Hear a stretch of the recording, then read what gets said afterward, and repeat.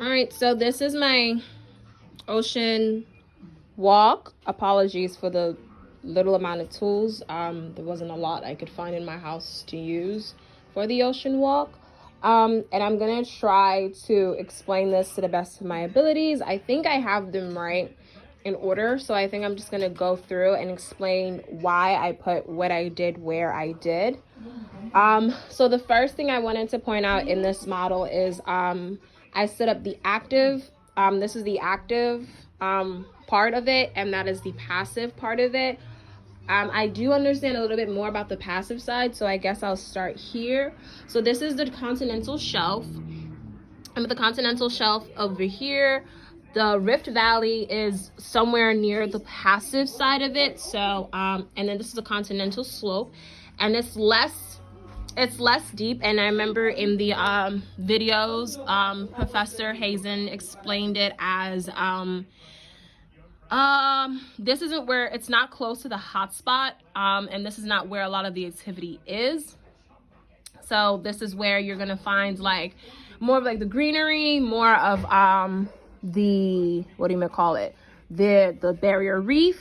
So on this, we're supposed to represent the submarine canyons, and then the submarine canyons are created by the turbidity currents, and the deep sea fans help produce the turbidity currents.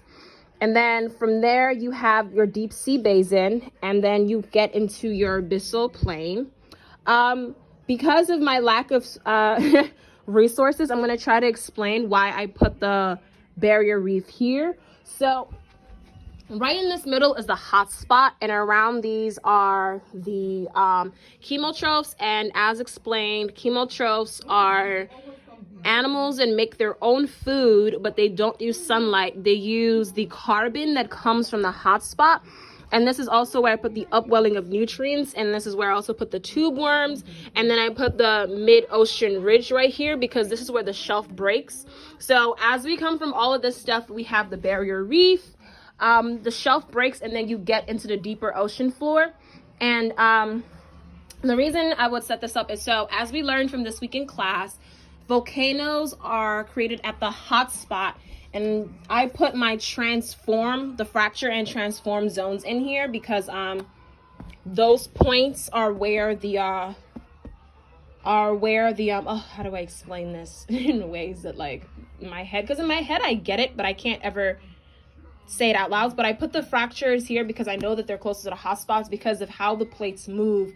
They affect how because of how the plates move, because transforms are, if I'm not mistaken, basically like shift with each other.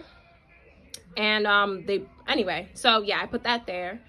But the way I was thinking about it is, like, as from the active over here, you get the hot spot.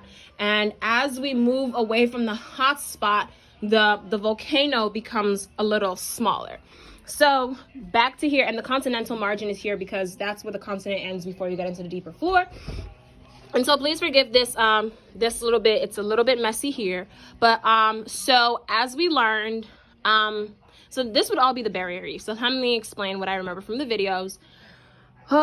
So the barrier reef starts off with the sediments. Where's the sediments? Where's the sedimentary? Where's the sedimentary? I did.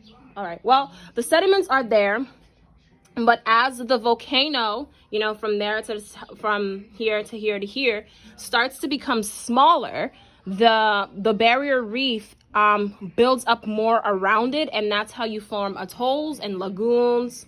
The seamount and all of this and the fringing reef are all seamounts. You have the barrier reef, the fringing reef, the atoll, table mount, seamount, and then these would be where the oceanic islands are, and the deep ocean basin would be not there, it'd be closer to there.